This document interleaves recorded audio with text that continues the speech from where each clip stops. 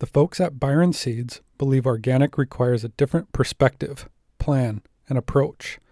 Organic isn't simply a different type of product or even a different way of farming. It's a different way of thinking, planning, commitment. It's a different philosophy on how to feed the world. Many won't understand, but the people at Byron Seeds do. We're owned by organic dairy farmers. We not only have the product, but we plan, manage, and execute organic. We speak your language, we share your struggles, and we laud your successes. Organic isn't a way of doing business, it's a community. We learn from each other. We're in this together. We'd be glad to talk cropping plans, management systems, the road to profitability. We understand what you're trying to do. We're farmers just like you. Visit us at byronseeds.net or give us a call at 800-801-3596. And thanks to Byron Seeds.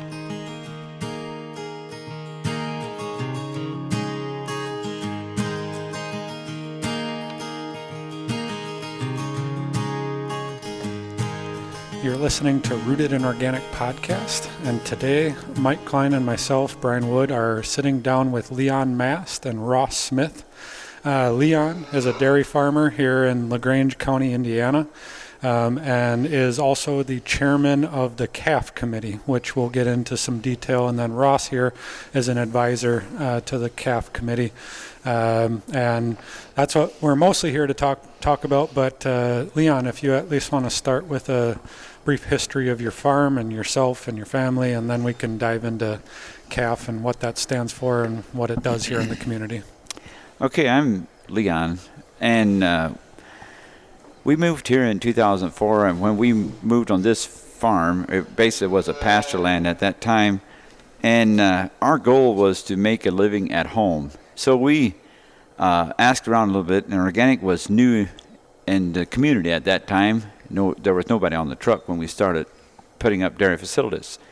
So back in 2005, we started building a dairy facility, and with the got some advice from local farmers, how many cows and how we should go about it and whatever. But organic was something that we wanted to do because the land was not sprayed prior to us moving here.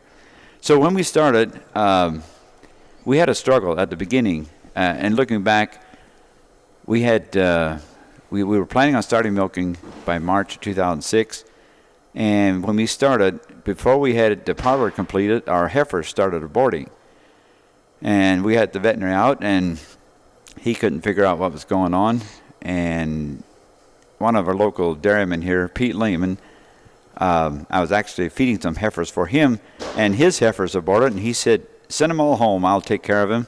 And I was shocked that he would consider maybe spreading his virus or whatever had going on to his farm. And he gave me some encouragement at that time. Just keep going. Looking back, someday you'll not even know that this happened, or you won't feel it. So, and he helped us out. He took our heifers, the ones that aborted, and milked them until we had our dairy facilities going. But this, we lost about 7 heifers to that deal. And so we got a group of farmers out and asked us what we do. We lost some heifers. We don't have as many as we thought we were going to have, and they advised us to buy more heifers.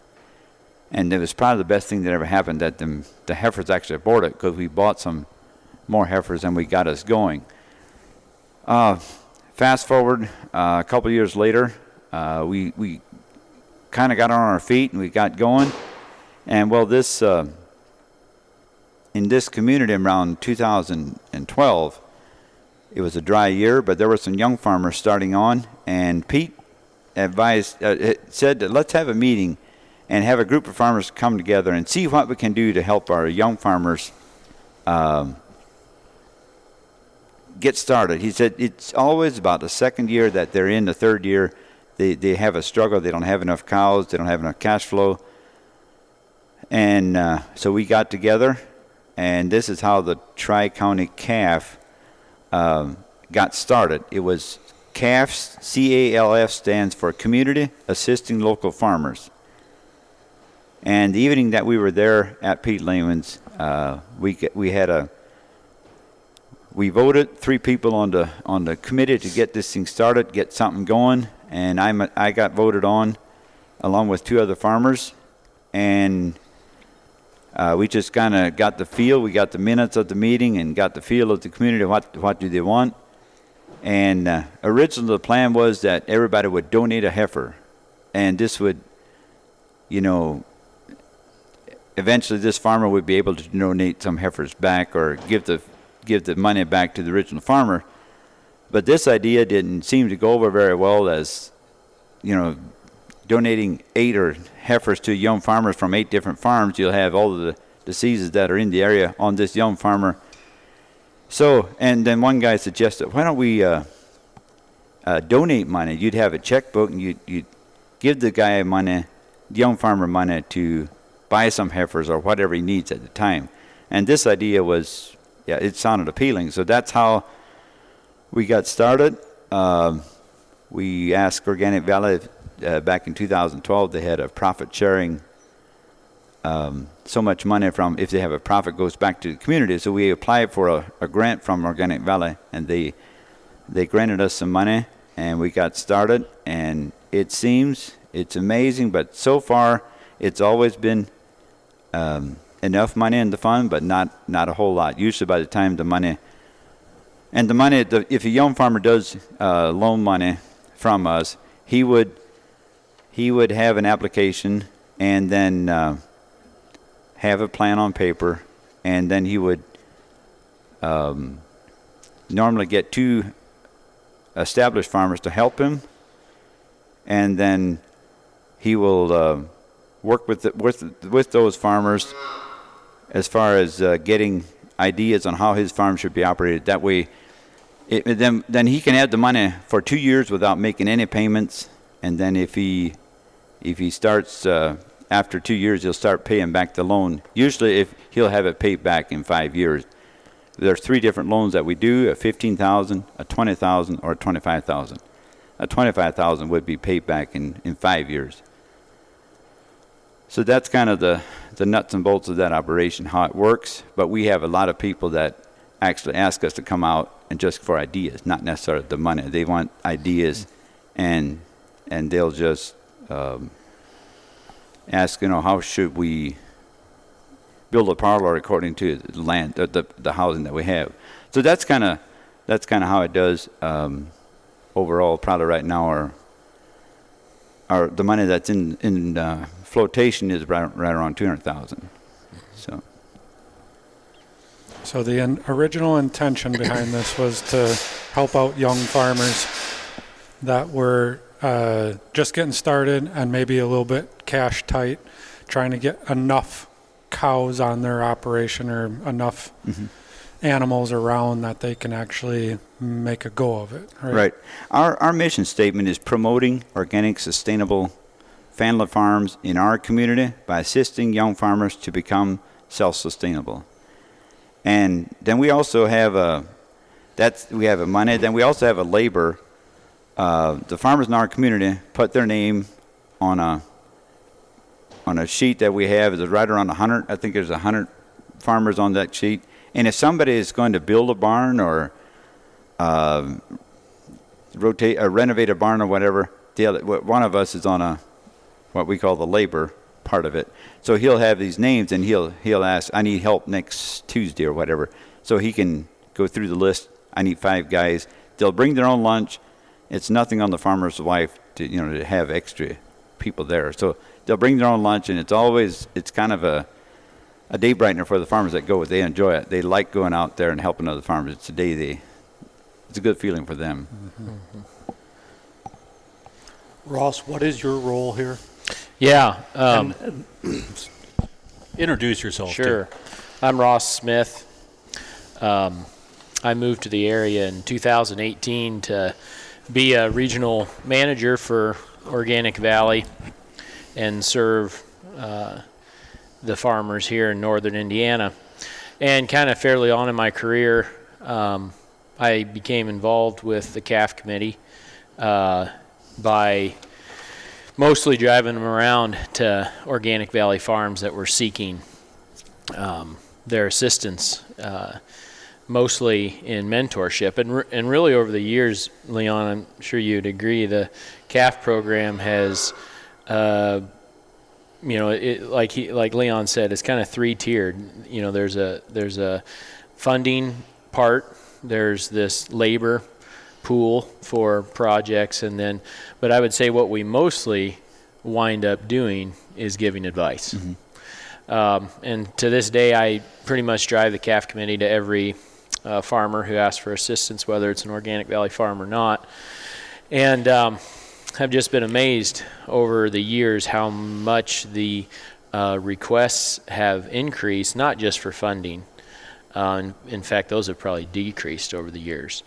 But just the amount of advice that's being sought by young farmers and particularly farmers who want to really make a good go of trying to make dairy be profitable, and realizing that means that the 150-year-old bank barn that's on their farm probably isn't going to set them up in a way that's going to be make that farm profitable. So a lot of the advice that we hand out when we get to a farm is around building projects, whether it be parlors or new housing, sometimes heifer housing, and we kind of arrive at a farm and it's just part of the process to be able to potentially loan the money is to let these 4 guys walk the farm with you, ask questions, kind of look behind all the doors and in all the corners and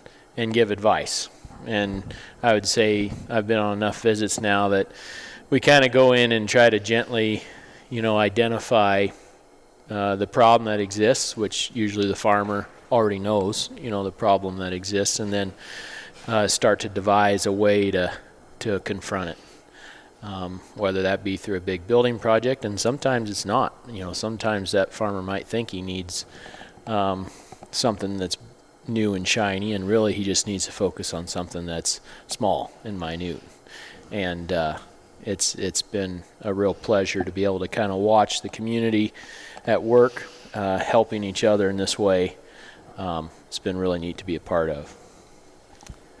One thing that we do now that we didn't do in the beginning is that we take minutes and then we hand the farmer the farmer that asked for help. We hand them the minutes and this is what we saw on your farm and this is what we would advise, whether it be a new building. But sometimes it's not, like Ross said, it's not the new building. Sometimes it's taking care of the farm, and we've actually advised before building a new barn, we would advise you to seek mentor help and just get them ideas, because sometimes it's not the barn. The barn doesn't make the farmer. It's taking care of your animals, but oftentimes a new farmer starting in doesn't realize quite the amount that it takes. Like we had a farm about a year ago. It was really interesting day. This farmer asked for help, and he said, I'd like to build my parlor in this part of the barn because there's a 4-inch rise on the concrete here. And the way I understand it, the milk house has got to be a 4-inch rise, so he thought he'd put the milk house on that end of the barn. Well, we looked around the barn, and we discussed it now. If, with the cows, the way the cows work, you're going to have eventually basically pulling all your cows through the barn to get to this certain end. Wouldn't it make more sense putting your milk cows back where the cows are anyway, and then use this part for the horses? He was thinking he might save $1,000 on the concrete or $1,500 or whatever, where by moving the milk cows, he could probably milk 10 more cows and not nearly have the amount of chores, time that it takes to do the chores. Because that's the one thing that's in our community. Everything is kind of factory-minded. We live northern Indiana. It's a lot of RV factories. In our community, we have to be able to do our work and still be able to be part of the rest of the community. Basically, the farmers are the minority of our people, but we want to engage, and our rest of the community want to keep. So we have to be able to do our chores and still be able to do be able to go at a timely fashion, basically. If we spend all day choring, we're not going to fit in. We're going to basically burn out at the end of the week. So at the end of before the end of our career. So that's kind of what we do. Keep in mind, we like to stay with the community, do what the rest of the community does. Even though we're farmers, we like to blend in. So, and that's something that a young farmer, here's a barn like Ross was saying. Here's a bank barn that maybe we could just make it work in this corner of the barn. But if you can only milk 35 cows in there, and it's going to take a lot of time doing the chores, we always advise set it up so that you can do a lot of work with a minimum amount of labor. A lot of cows without a lot of labor, if that makes sense. Mm-hmm. And so far it's, some people can't see it until they're milking, and then they wish they would have. But I think overall that most of them like that idea. Mm-hmm. Yeah, that part that you said about oftentimes guys don't see it. We definitely see that over and over, and I think that's just a real normal human thing that you get bogged down in what you do every day, and you get a picture in your mind, and it might just make perfect sense. But part of the letter that the committee gives out to each farmer that we visit, there's a biblical reference of Proverbs 24, and it talks about in a multitude of counselors there's wisdom and safety, and I think that's something that I've just seen happen over and over again, that a young farmer or even sometimes a real experienced farmer has this vision in his mind, and in the course of about an hour, it's not that it's anybody's goal to go in and tear apart his vision, but we can find serious holes in it that oftentimes he's left sitting there saying, man, I didn't even see it. and be able to hopefully step in front of some heartache. It's never that anybody hasn't thought about it. Most guys have thought about it for hundreds of hours, but sometimes they just can't quite see, through the trees what actually needs to be done. And that that humility that I've seen, I think it's a hard thing for farmers to do. And I'm often standing on the side of, I'll be, visiting a farm in my role as a regional manager, advising that farm and hearing the concerns that the farmer has, and I'll oftentimes, point them towards the calf program, and say, why don't you call in the calf guys? And you can see on some guys' faces that's a hard thing to consider. I think it's in most people, and maybe even a little bit more in farmers, to have a little bit of fear about showing weakness. But if a guy can humble himself and have advisors in, I've never seen anybody hardly regret it. It's a hard Band-Aid to rip off, but I don't think anybody regrets it. Well, you're touching on exactly where I was going to go and I'm saying this tongue in cheek, as I think you are, a farmer is a farmer for a reason. They're self-employed. Mm-hmm. They usually work on their own or with their family. And there is a humility of taking advice from other people. It goes against everything that they've built their life around to a certain extent. So I guess I'm just curious, how do you navigate these conversations with people that have a vision that they know it goes one of two ways. Either they've thought about it and they've seen it somewhere else and this is what they're going to do. Or the other side is, this is the way I've always done it. Mm-hmm. You're not going to tell me to do it differently. We've got it figured out here. Mm-hmm. And navigating those two conversations, I've tried to do it on in my role, and it doesn't always work. You tend to tick people off to a certain extent.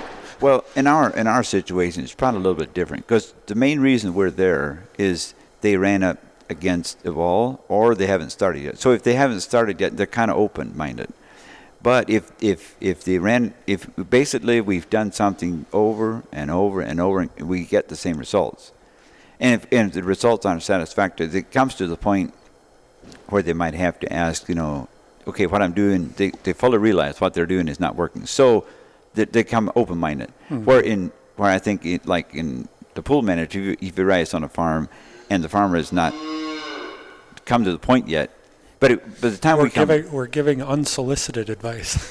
right. But if you come to the point that you think, what I'm doing is not working, I'm ready to, then and most times they accept help very readily. They're willing. Mm-hmm. Now we've come to young farmers and if we advise them, the buildings you have you don't have enough buildings for the amount of cows it takes to make a living on a farm, but they're ready to get out of debt, not in debt. So sometimes they're not really willing. We just give what we see. We can't really help it. And in our farm, like we used to, like I said earlier, we started out with 30 cows, and we thought that's probably where we're going to end up. But over the years, we've realized we were on a financial group, and the money's in the milk. We might as well admit it. We've never seen a farmer that actually produced more cash than he was able to gross. So sometimes, he's never made more profit than he was gross as far as his cash income.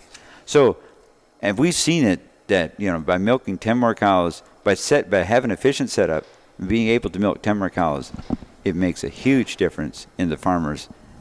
Cash is energy. If a farmer's got cash at the end of the month, it motivates him, and it's just the way we are as people. We need money to survive, and if we're always running short on it at the end of the month, it bogs a person down. Mm-hmm.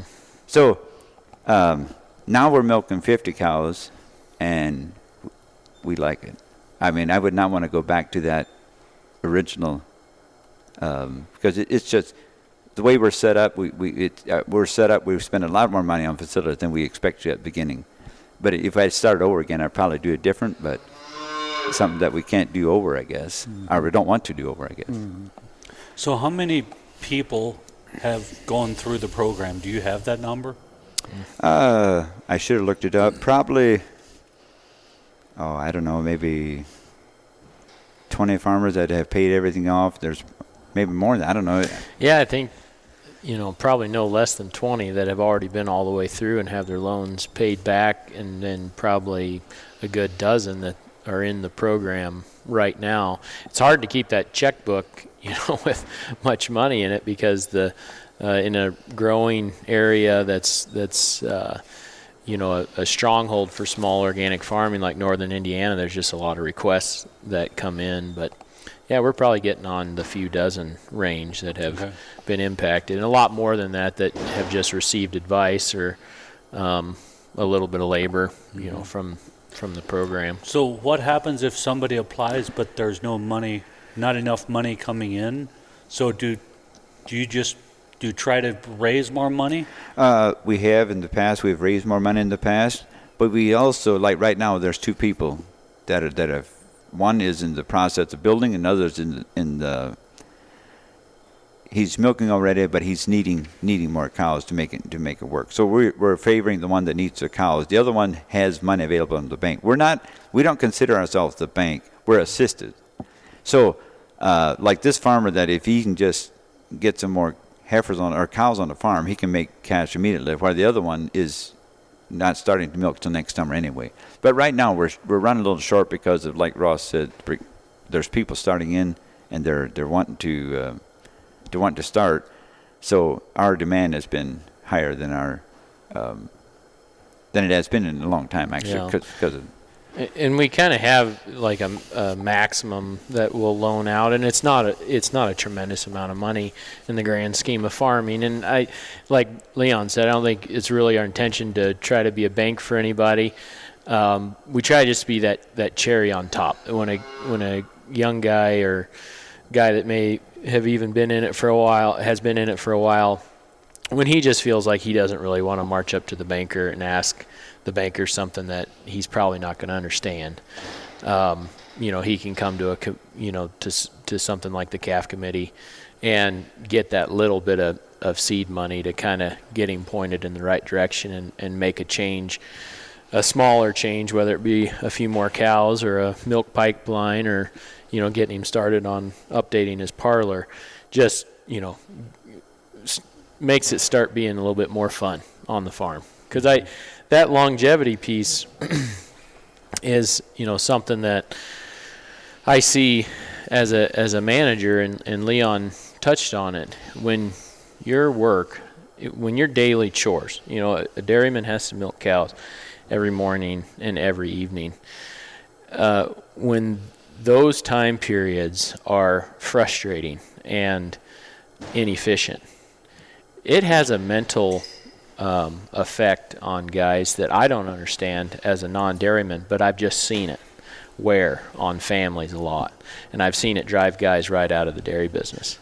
And I think that looking towards making that morning and evening milking as fun and as efficient as possible is something that every dairy in the United States needs to think about, especially family-operated ones where you're trying to keep your kids interested in doing a good job for you and make them think about being the next generation on the farm.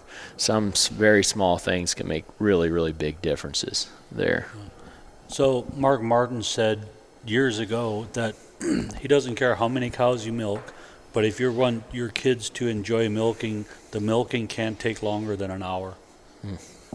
It can't take longer. Yeah, he said the actual milking time should not be more than an hour. So if you milk 100, build a parlor to milk in an hour.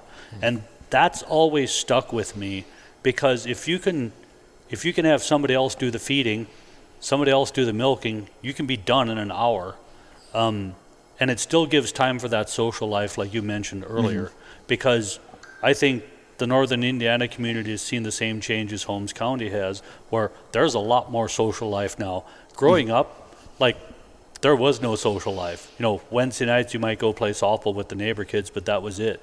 But now there's this whole social aspect going on, and farmers have to adapt if they want to be a part of the community, because you still have to milk cows. But you can set it up in an efficient way that's not that expensive. When you look at the small, efficient parlors that are being built today in the Plain community, that is a cheap, efficient little parlor compared to spending $200,000 on a parlor. We like to mention that when we go there, that build a parlor so you can milk a lot of cows in a short amount of time, and it makes it so much more fun to do out there and doing the chores and children are singing. It's not a drag. It's not a drag. It shouldn't be a drag. And there's other things that we have to take in consideration, like if it might be the perfect scenario to have every heifer in a different pen or whatever, but if you can combine some of them things and just make it so that you have one water tank to keep open during the winter instead of 10 emptying 10 different water tanks, whatever. It's just the little things. And we like to make it family friendly. That is our ultimate goal. We're in it as a business. The business got to be profitable, but it has got to be family friendly to make it work long term. So that's what we've tried to do on our farm, and we try to make it when we go out to visit other farms. That's one thing that we try to point out. Make it so that you can blend in, and I think it always lights up. People understand that. Because if you're always last, whenever you come to family social gatherings, you're always last. Children don't like it, mom doesn't like it, and dad thinks that everybody else is way too early. It just doesn't make anybody want to farm. That scenario. So we might as well accept the facts in our community that we want to farm. Let's blend in and. It is a lot of farmers in this community are able to do their chores and blend in with everybody else. And years ago, like Mike said, it used to be there's less social life. That was when the majority of the people were farmers. So it was geared toward farming. It's not as much geared toward farming. But if Dad has the optimistic attitude that we have this golden opportunity to work together as a family that nobody else has. See, Dad's always away. And then the children like the farm. It makes a difference. And but like I said earlier, cash is energy. If we're always tight on cash, then it makes everything tight. So we do not promote expensive. Well, we like to keep the buildings efficient, but it doesn't have to be overly expensive. So when you're going to a farm, I mean, you're touching on some of the small things you see that individual farms can improve. But two common things I heard you say would be cow numbers, having enough to support, and then parlor size or parlor setup. When you're looking at farms, is there a certain kind of parlor that you're recommending or you find yourself recommending more often? And then is there a general rule of thumb for number of cows to support a family? Well, back to our financial groups, we see it should be, for the most part, at least 1 cow per 2 acres is kind of the rule of thumb. If you have a 100-acre farm, you should have at least 50 cows. That for the most efficient cash. And it can be more than that, actually. We've seen some that are, depending on the farmer, depending on his setup and everything, whatever. It can work both ways. As far as the style of parlor, we recommend the New Zealand, milking from behind, between the legs. The parallel parlors have kind of went through the community a little bit, but most of them tore them out. And it was kind of interesting. We went to one farm a couple of years ago, and he bought a parallel parlor. He's going to put this in. He was going to put it right beside the barn. He had this little cramped, I think it was 4 cows on a side, and we drew it up. If you move your corn crib, I think you can put it in a New Zealand style parlor. And this farmer said he never thought of that. So after thinking over it a little bit, he sold his parallel parlor, put it in New Zealand style, and he said his boys, his children, like to milk cows now. They never did before. It's kind of interesting. For this little thing, and we've heard that remark a couple times already, that I've never thought of that, but just by seeing a lot of farms and having 4 people look at it from a different angle, there's ideas popping up. One guy says something, another farmer, well, yeah, I could do that, but if you put it this way, then they like this idea. A lot of times they don't build it exactly like we recommend, and that is, we just want to get the farmer started thinking that he can think for himself what he needs to do. Mm-hmm. Widen his ideas or get it. Mm-hmm. Are the loans, is there interest? There's no interest for 2 years, no payments for 2 years. And the idea behind that was to get the farmer started. So there's no interest for 2 years, and then we charge 3% after 2 years. Okay. And then they would have like 5 years to pay it off right. from that point? Mm-hmm. Okay. And we set it up so that there's no difference whether they pay it up front or they pay it up like monthly payment. And the reason behind that was most times their interest at the bank is higher than this interest is. So get your bank loan, get your high interest loans paid down. So and just pay us back as you get money available or whatever. All right, we have monthly payments, but get your other things paid back. Make yourself more efficient. Do the little things, like if you have field that you need tile, get that done instead of paying us back right away. Brian, going back to part of your question a little bit, is something that one of the other board members with CAF has been real big on lately is this comparison. Part of something I love about the dairy farming is its low level of vertical integration that we see amongst the rest of ag, really, most of ag at least. There's this atmosphere amongst dairy farmers of figuring it out yourself and bootstrapping it and just working really, really hard. And that's what I admire about dairy farmers and about the dairy business. However, in this community, we do have a lot of poultry operations, a lot of chicken barns. And, that's a vertical integration model. And those barns are super efficient and super modern in their technology and how they operate. And a farmer, when he's wanting to build one of those, doesn't argue with the egg company about cutting corners inside that barn. You put in the ventilation system you're told to put in. You do things on spec. And like I said, one of the other board members that sits on CAF, of course, doesn't necessarily agree with that model completely, but this idea of there are certain specs within the dairy business and even the small family-run dairy that should be given respect, especially when there's a lot of dairy farmers before you who have figured these things out the hard way. And cow numbers is one of them. Efficient parlors is another one. Enough housing and appropriate housing that's going to make for a comfortable cow, comfortable heifers. Those are things. These things have been figured out. And the farmers that are willing to, humble themselves enough to take that advice and say, you know what, I may have had different ideas, but here's 3 dairymen in front of me that I know are successful and have done this already. And they're telling me I ought to look at kind of a general spec here. And they go for that. I have absolutely seen a correlation between guys that are willing to take that advice and success. I've definitely seen farmers who decide to try to just work their way into prosperity struggle. And it's just undoubted that I've seen that in my almost decade here working amongst these farms. That's a good point, Ross. And one thing that we've actually joked about was if I build a chicken barn, I would not build a chicken barn for 20,000 birds and just put in 10,000 birds until I get the money to put in 20,000 birds. I mean, that's the way. If you look at it that way, why would I build a freestyle barn for 60 cows, but I'm going to build 30 cows. I'm going to milk 30 cows until they get calves, and then they get. If we look at it from that standpoint, the chicken barn is built. They spend over $1 million on our lake barns now. But they would not consider putting one up with 8,000 birds because the cash flow isn't there, and so they have to get these everything.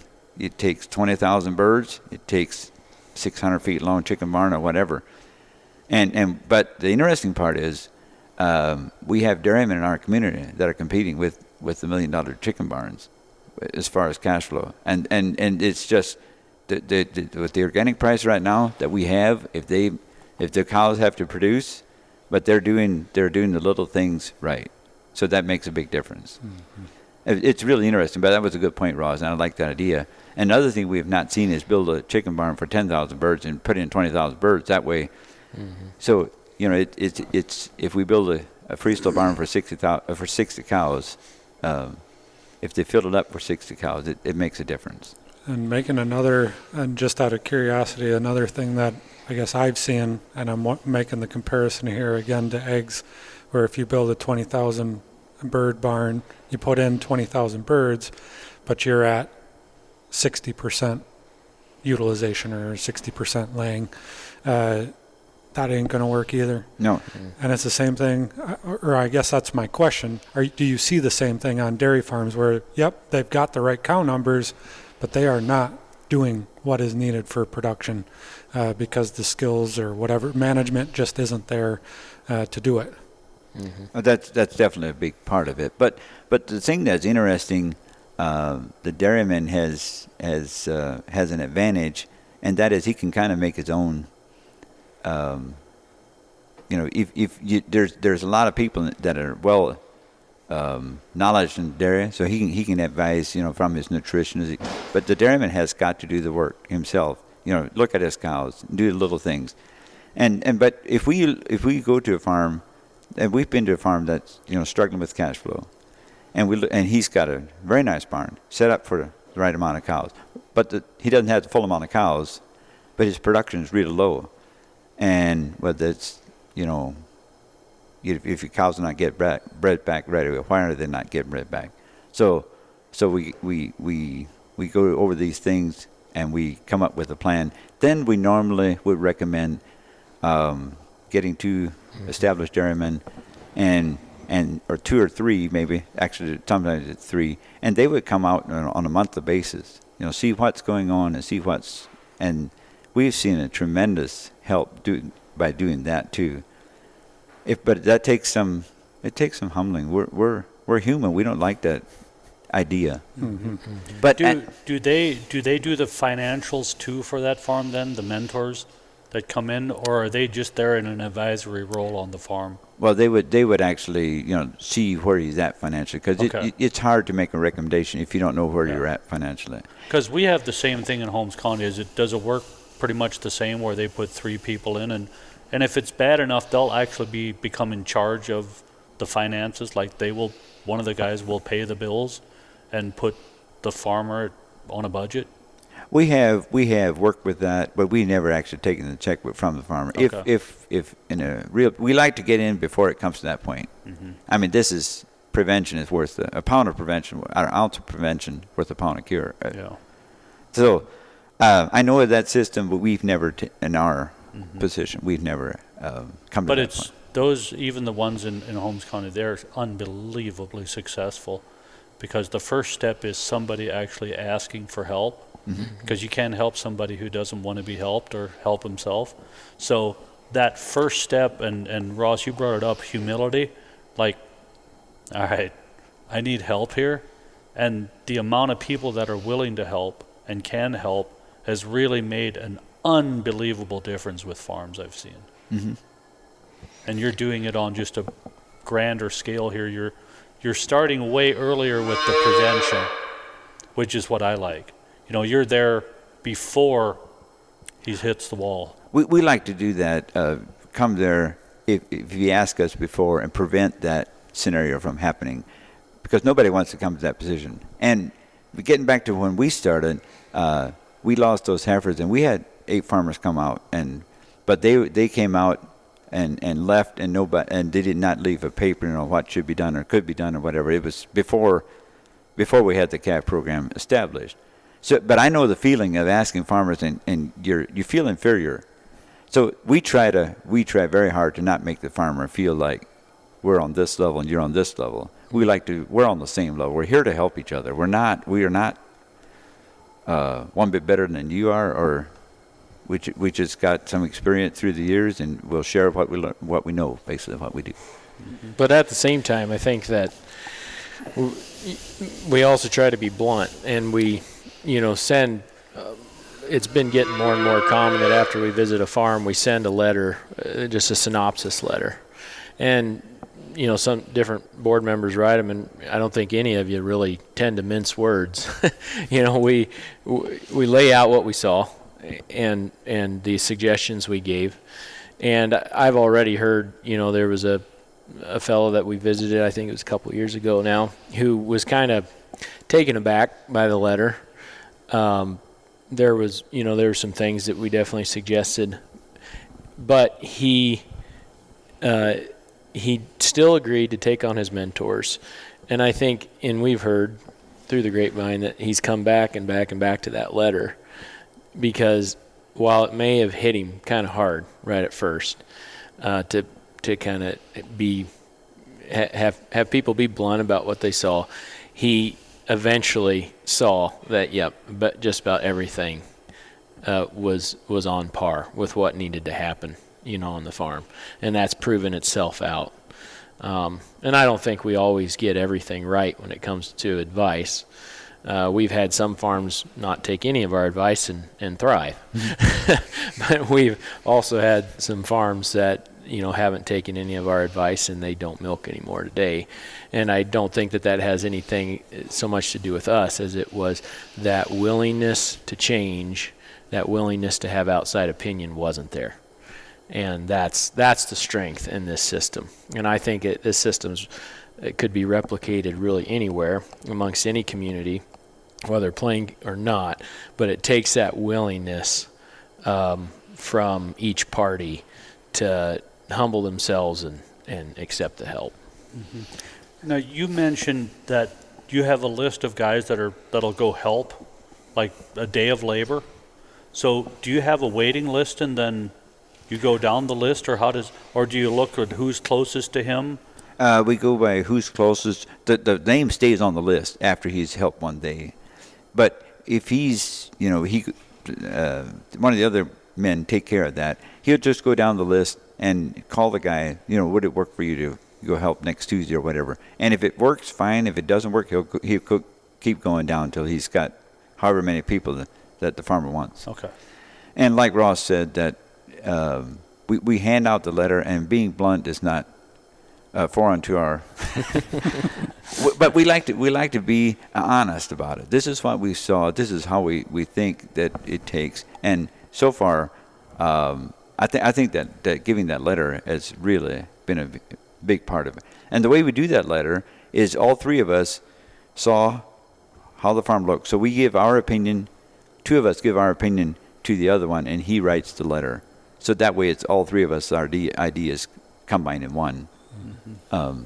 And so far, I think that's been really beneficial. Have you had any just really negative ones that just did not work at all? Like, people were, get off my farm. No, I don't think so. No, I had a guy call me day after we were there. He wants to talk to me. He said, "Man," he said, "you gave me so many ideas. I thought when you left, I was way out in left field, and I just looked around." But he was excited. He was really excited. He did not follow our plans, what we recommended, but he's still going up to this point. But I think he's seeing more and more what we recommended. But he was so anti-spending money. He was just afraid that if he spends money, he won't be able to make it on the farm.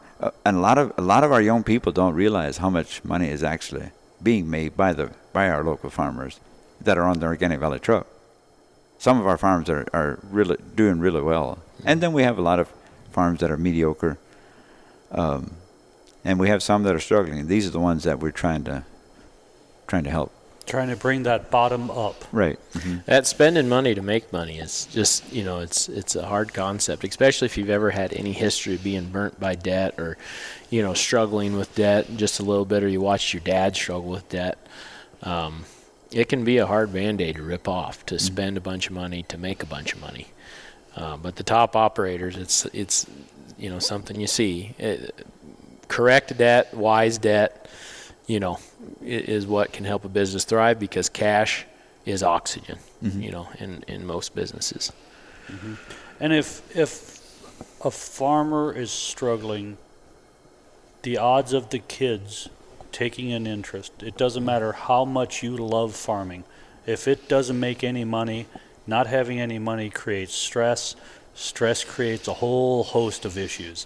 So what you're doing is you're giving these farmers an opportunity to get their kids excited about farming because dad is doing a good job and is profitable. Mm-hmm. Like, this is a much bigger thing than just that one individual farmer. Mm-hmm. Like, this is affecting the whole thing. And we like to look at it like the farmer that takes care of the bottom 25% of its herd is the ones that are actually thriving. The top 75% will take care of themselves. So we take care of the bottom 25%, or I shouldn't say the bottom, but the farmers that are starting up, are the ones that are struggling. If we can take care of them, they'll thrive. I think in the long term it'll help our community. Mm-hmm. Being more people being interested in farming. But just like Leon just said, that community aspect is something, and Leon is speaking of not only the plain community, but of the greater organic community. I think that's something that's incredible about organic farming. I grew up in corn and bean country in central Indiana, and each farmer looked at your next door neighbor. Sure, he was your neighbor, and you'd go help him, put his house fire out. But you didn't talk business because he was a competitor.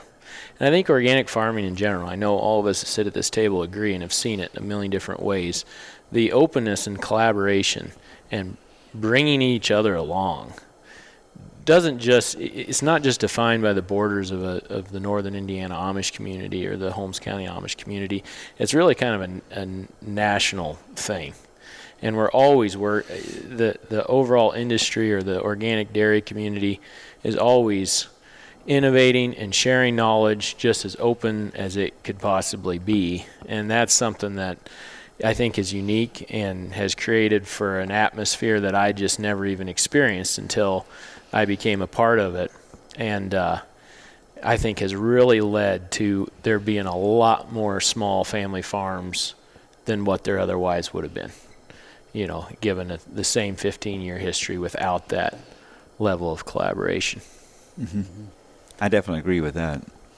Because nobody has this patent or this design, this little thing in the system that's going to make your farm super more profitable than your neighbor because you have this. You know, and that's why I think farmers helping farmers helps the whole system. A rising tide raises all ships. And that's, Ross, I've seen the same thing, and it's just been, every time you see it, I never get tired of seeing it, is how willing people are in the organic agriculture industry, how willing people are to help each other with, hey, I tried this and it worked. Okay, instead of keeping that for your own, okay, now I've got a niche in the market. No, I'm going to tell everybody. What you don't hear is what didn't work. Yeah. But sometimes those are the best ones to share, are the ones that didn't work, because there's a guy that can't afford to take that risk. Right.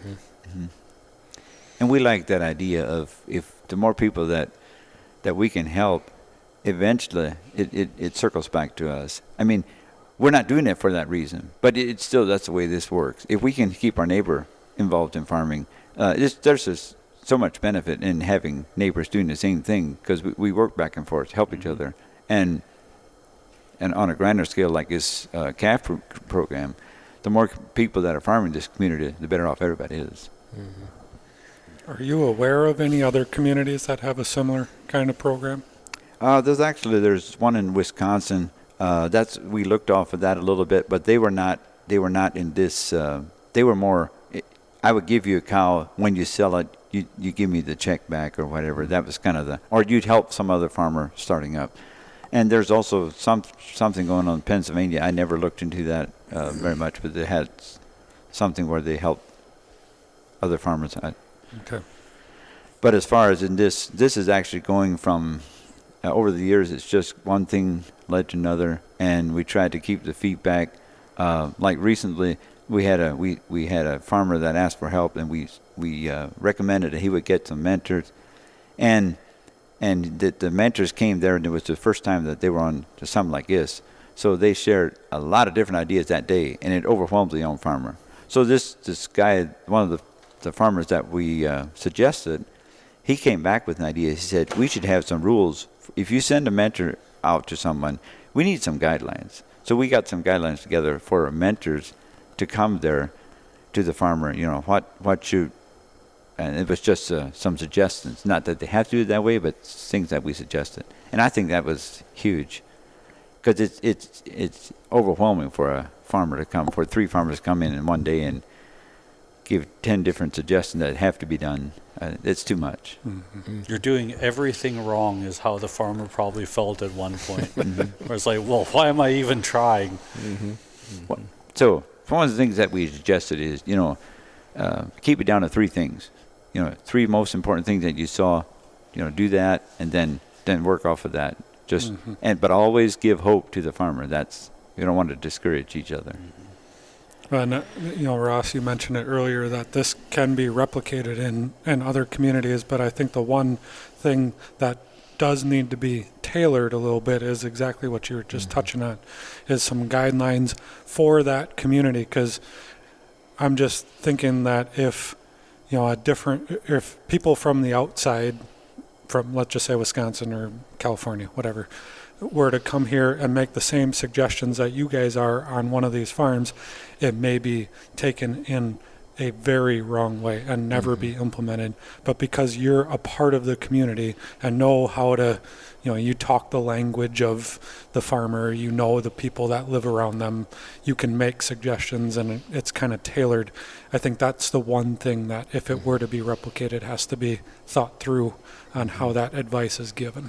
There would most certainly have to be shared culture between the farmers that are participating, which doesn't necessarily have to have just be defined to a certain plain community working within itself, although that's probably the easiest place that something like this is going to operate. But a shared culture, similar types of farms, coming together and forming groups like this. And I think there's some programs nationwide, like the Dairy Apprenticeship Program, that has kind of started. They don't do things exactly like this, but bring farms of shared culture together, and those farms are generally doing things similar, and wouldn't have just outlandish, suggestions to a farm that doesn't look anything like their farm. But yeah, that would be the hardest part to replicate, besides the funding. But I would say that most areas ought to, if they can, get started with something like this just from the advice side, and potentially this labor side. Because the one thing, it's nice, you want to build a new freestall barn, you have 10 guys come help you do it. That's amazing in its own way.